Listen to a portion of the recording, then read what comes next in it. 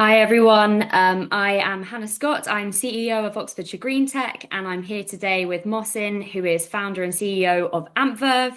Very excited to be talking to Mohsin today. We're just doing a brief sort of podcast, a little bite-sized series on each of our members over the next few months.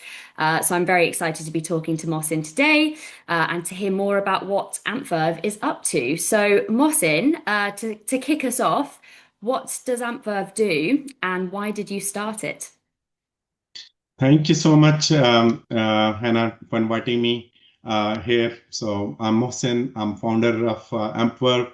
At AmpVerve, we're building the intelligence layer that turns EVs, fleets, and batteries into reliable energy assets. So reason I started it's because the electrification is accelerating very fast. More EVs, more chargers, more batteries, but the system is not really coordinated. So EV has their own app, charger have their own apps, solar have their own apps. So they all these assets are, and for the end user, they need to handle multiple apps. So and all these apps are not talking to each other. So we are giving one app where using Mm. a perspective they can manage all their assets in the one app and they get the value actually, especially not only save the bills but on the grid income through flexibility and vehicle to grid participation as well, wherever it supports. Amazing. And I think you've covered off my next question very cleverly because I was going to ask you how this helps address the climate crisis while providing value for users. But I think you've really nicely summarized it there with that identification of that trend towards electrification, but all the different apps, all the different ways of trying to optimize that at the moment being quite scattered, and sort of being able to have that all in one place, which will help with efficiencies, will help people with costs, etc. So at the moment, what kind of customer are you looking for to use this in their business? So initially we started mainly with the EV owners. And then on top of that, still the app works with the homeowners who have the even the solar or battery only.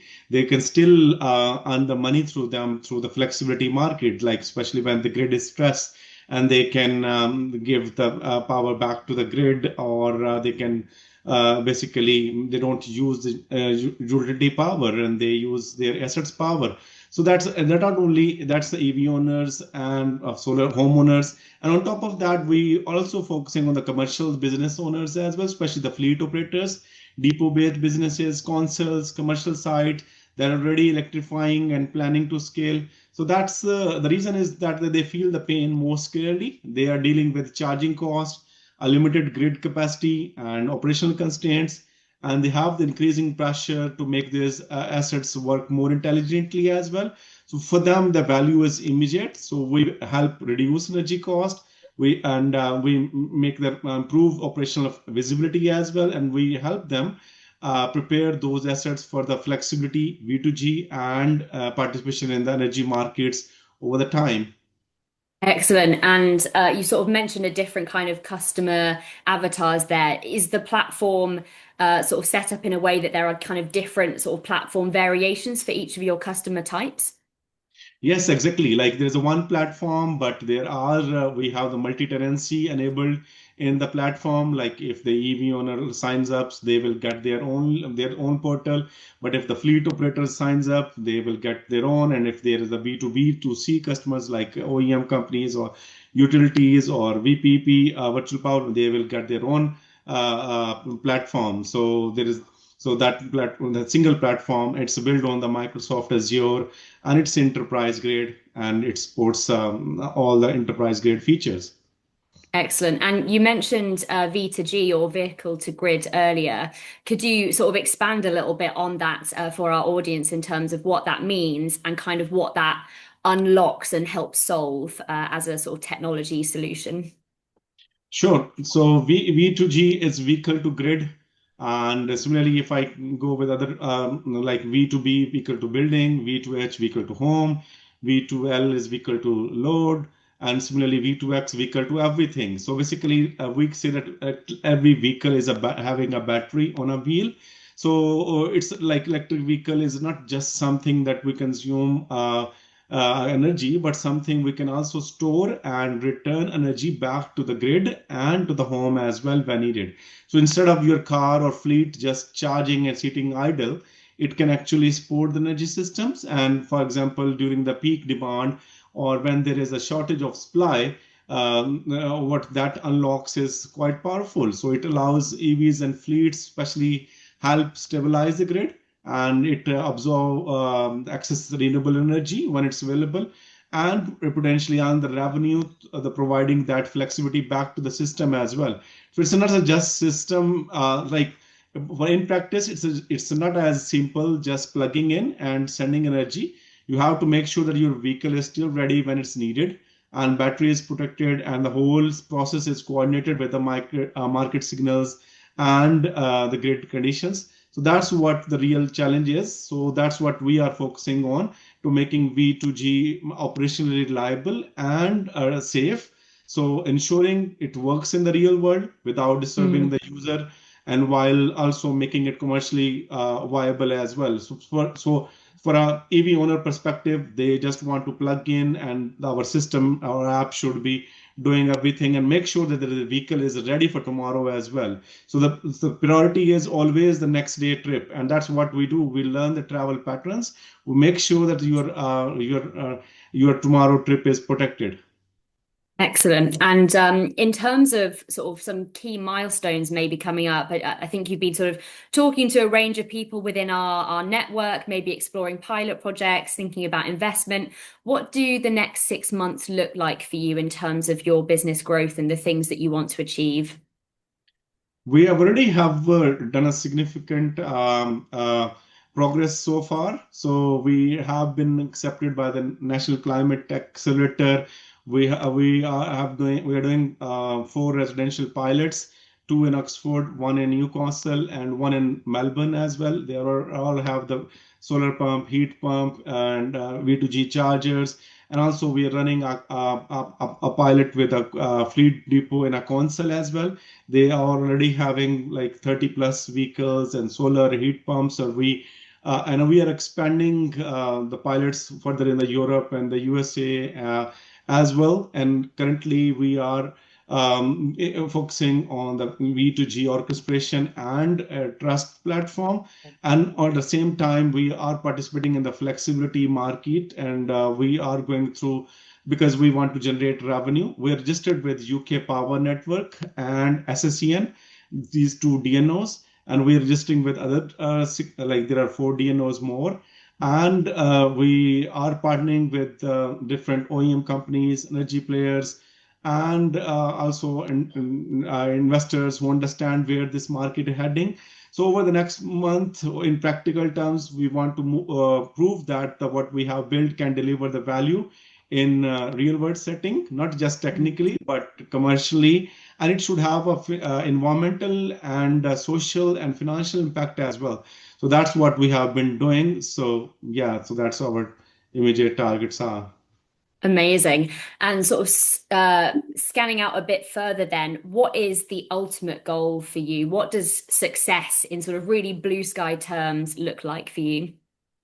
So for me, success is three things. It should have impact on environment, and should have a social impact and financial impact in our community as well. So the biggest success, I would say that, like we build an energy system where million of distributed assets like EVs, batteries, fleets, buildings, they can actively participate in coordinated and intelligent way. So most of these assets are still treated as isolated devices. So long-term opportunity is turned them into a connected and flexible layer of infrastructure, and that support the grid and absorb the renewable energy more effectively and create the value for people. And it should have impact, as I mentioned, social impact and also environmental impact and financial. So blue sky vision for AmpVerve has become the part of that core intelligence layer, that system that makes those assets predictable, trustworthy, and commercially usable at a scale as well. If we do that well, so success looks like a world where the electrification is not just a cleaner, but also smarter, more resilient, and more economically rewarding for anyone involved. Excellent. And given sort of that the UK in particular, our sort of energy system decarbonisation is going to look like that electrification process. That is the sort of way that we're focusing. Do you foresee any sort of challenges in the future, whether that's policy, whether that's cultural, whether that's technology, that might pose a threat to you? Or do you think that there are ways to work around those challenges? I personally feel that things are there are some challenges, but but the governments in all different countries, they're all I would say that they are transiting basically, like the transition is absolutely moving in the right direction. But there are some challenges, especially across the policy and on infrastructure and adoption. So on the policy side, the one challenge particular that I notice a lot, that the technology often moves faster than the regulations and market design. So even Yeah. when the flexibility or V2G is technically possible, the commercial pathway and standards are not always fully there yet. But it's still like in the V2G, especially in the Europe and Australia, they are picking up, and now more OEM companies are supporting the V2G as well, and also they're participating in the flexibility market as well. On the infrastructure side, I would say the grid capacity and depot constraint, they are a real issue, especially as electrification scales. And Mm, culturally, there is still trust gap. A lot of mm, operators and asset owners, they are interested in flexibility, but they understand they understandably worry about the losing control and affecting readiness and damaging battery health as well. So I do think that these challenges are real, but I don't see them as a reason the market won't or develop. So I see them as a like exactly the reasons companies like ours need to exist. The way to work around is by making the transition practical and step by step, making the system easier to integrate, and making execution more predictable, and making the participation safer and easier. So in that sense, the challenges are also the opportunity, I would say. The more the systems electrifies, the more value, the coordination, trust, and execution mm. becomes. I love the phrase.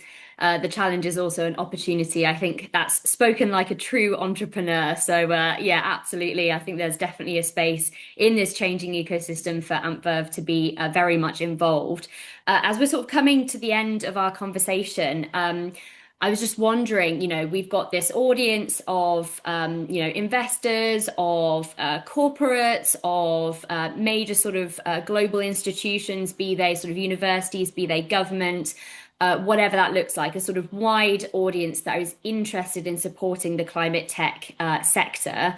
What would you say to listeners in terms of how they can support you, reach out to you on your journey? What are you looking for at the moment that our audience could possibly help you with?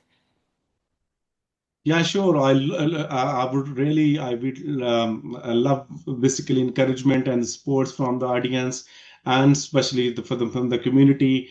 And I want to give the benefit to them as well, especially first. So biggest thing we are looking is the right kind of the collaboration, I would say.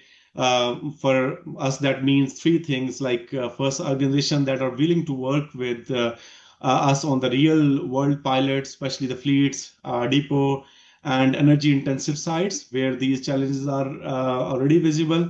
Second, strategic partners across the ecosystem, whether that is the OEM companies, yeah, EV manufacturers, or chargers, or solar companies, utilities, energy retailers, infrastructure providers, or research institutions who see the long-term opportunity in the making the electrification and flexibility, and especially V2G, or work together. And third, the investors who understand that this is not just about EVs or charging, but also about the intelligence layer that will sit underneath a much more distributed energy system.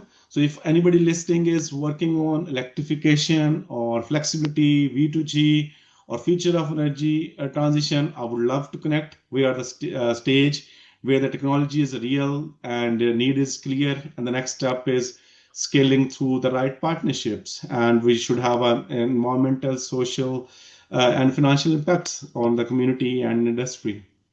Wonderful. Thank you, Mohsin. I think that was some really clear calls to action there. Calls for, pilot opportunities, calls for engaging with strategic partners across those different institutional factors, and calls to engage with investors that sort of understand this space and see that sort of broader picture, that intelligence layer that you're bringing to the table. So I think thank you so much for sort of talking with me today. It's been fantastic to sort of shine a light on what AmpVerve is doing.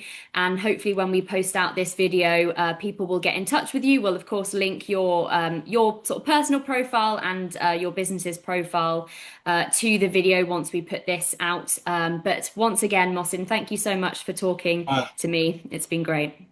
Yeah, thank you so much, Hannah. I really appreciate it. It has been a great conversation, and it's fantastic to see the work the Oxford Greentech is doing in bridging together such a strong ecosystem and around the climate energy innovation. So, if anybody listening is working on electrification, fleet, or energy, or systems, or more broadly, we would love to connect and explore how we can collaborate. And thank you again for having me. Awesome. Thank you, Mohsin.